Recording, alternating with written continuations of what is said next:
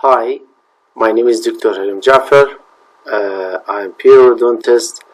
Today I will continue my lecture on the glossary of periodontology. We reached the letter B. Please subscribe to my channel HL Talent to get more videos on this subject.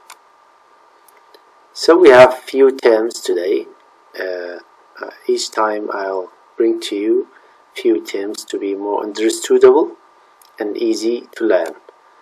So the first term is the bed. Actually, it's not the bed that we know it's a bed. It's a surgical bed, especially in surgeries of taking grafts. We have two sides. We have surgical bed in which we put the graft, and we have a donor side in which we bring the graft. So we bring the graft from here, which is the donor side, and we put it, for example, on the side of grafting, which is a bed side. BEHCHET syndrome, it's a condition of relapsing uveitis, recurrent genital ulcer, and recurrent oral ulcer. Actually, it's of uncertain cause. Most commonly happen in men than females.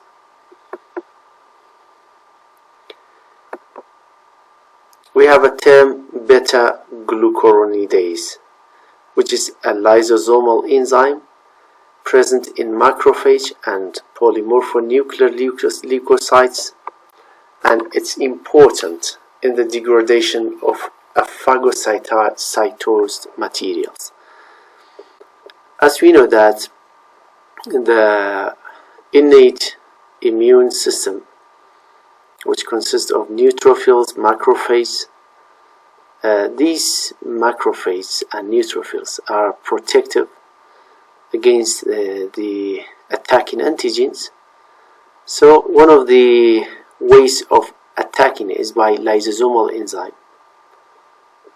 These lysosomal enzyme will act on the engulfed materials, and it will make it and grind it to smaller and smaller pieces. Well, beta-lactam antibiotics, these are antibiotics containing beta-lactam rings. What's the meaning of that? It's the penicillin, cephalosporin, monobactam or aztreonam, and carbapenemus. These are also, all of them are beta-lactam antibiotics. So they inhibit cell wall synthesis of the bacteria. Well, beta-lactamase, it's the bacterial enzyme that accounts for a major resistance mechanism to beta-lactam antibiotics by opening the beta-lactam rings of penicillin and cephalosporin. So in cases of, we have in for the resistance of bacteria, we have a beta-lactam ring.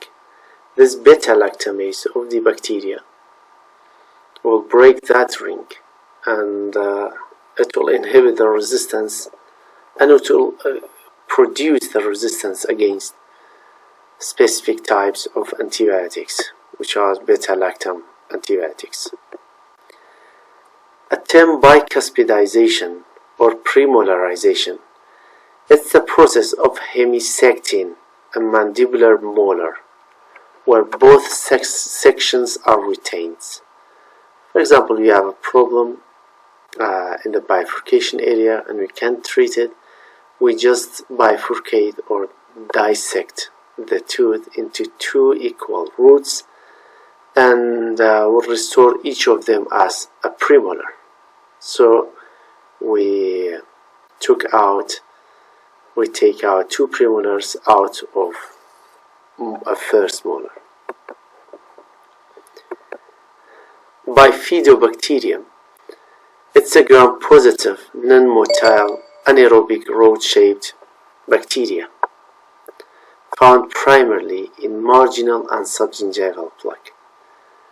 It's one of the common bacteria in subgingival area.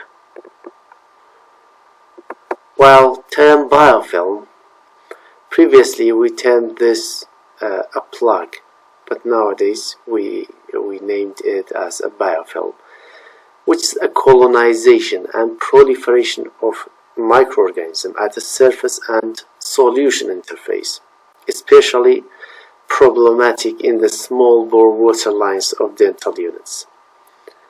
And the biofilms are viable bacteria in a specific organized media. The other term is biomarkers. The biomarkers are substances that's measured objectively and evaluated as an indicator of normal biologic process, pathogenesis process, or pharmacologic response to a therapeutic intervention.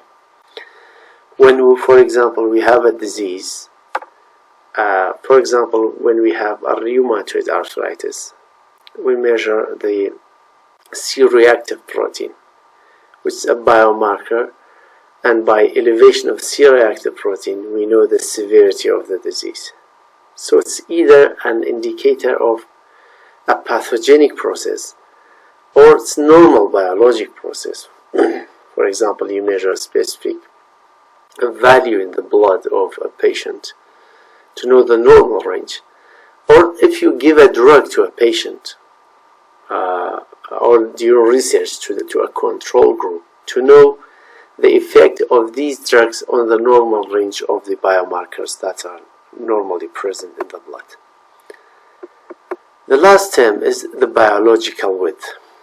This width is of great clinical importance regarding the integrity of the periodontium. By definition, it's a combined width of a connective tissue and epithelial attachment superior to the crestal bone. This is the crestal bone, and this is the beginning of the junctional epithelium. This is the end of junctional epithelium. This width, or this height, which is 0.97, and with the connective tissue, this is the connective tissue of the gingiva. Both of them are a biological width.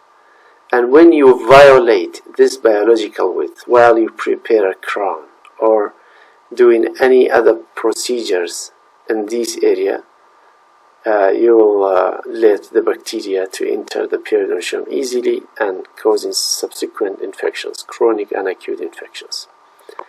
These are my terms for today.